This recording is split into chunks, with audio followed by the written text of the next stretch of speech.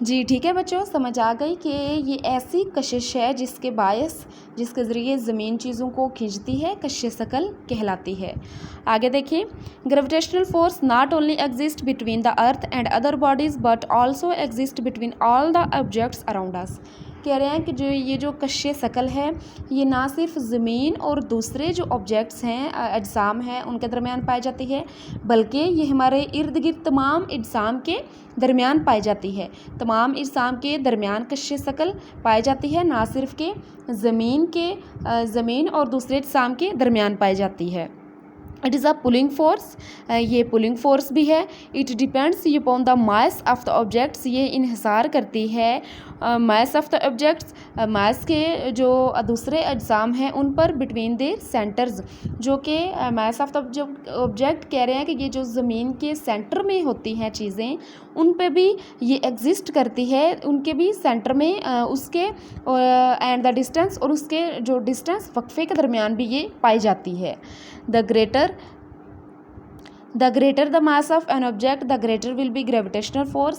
कह रहे हैं कि ये जो कशिश शकल है इसकी वजह से तमाम जो चीज़ें ज़मीन के गिर्द घूमती है ये कशिश शकल की वजह से होती हैं।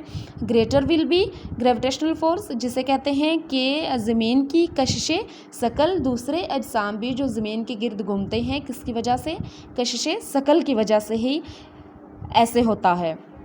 The larger the distance between the centres of the objects, और जो बड़ा मतलब कि जब वाज़ डिस्टेंस है, जो बड़ा जो डिस्टेंस है, फासला है, वो सेंटर्स ऑफ द ऑब्जेक्ट्स जो चीज़ों के दरमियान में पाया जाता है, the smaller will be the gravitational force.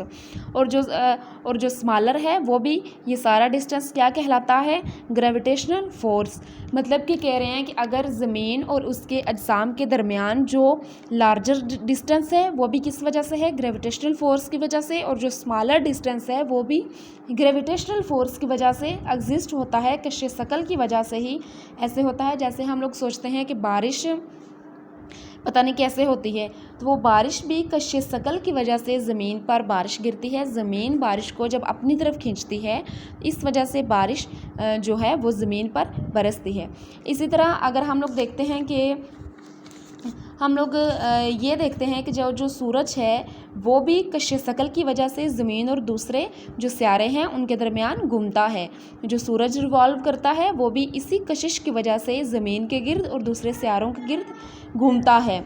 इसी तरह जब हम लोग देखते हैं कि ये जो दरिया वगैरह बहते हैं, नाले बहते हैं, ये जो समंदर वगैरह बहते हैं, तो ये किस वजह से बहते हैं? ये भी ज़मीन की कशिश की वजह से दरिया जो चलते हैं, ये भी इसी ज़मीन की कशिश की वजह से, ग्रेविटेशनल फोर्स की वजह से दरिया भी बहते हैं। ठीक है बच्चों, समझ आ गई। आज फ़िलहाल हम लोग यहाँ तक करते हैं। ग्रेविटेशनल फोर्स आपको जब समझ आ जाएगी तो फिर हम इसका आगे चलेंगे। ये एक ग्रेविटेशनल फोर्स ऐसी फोर्स है कशिश शकल जिसकी बाइस ज़मीन चीज़ों को अपनी तरफ खींचती है, इसे कहते हैं कशिश शकल।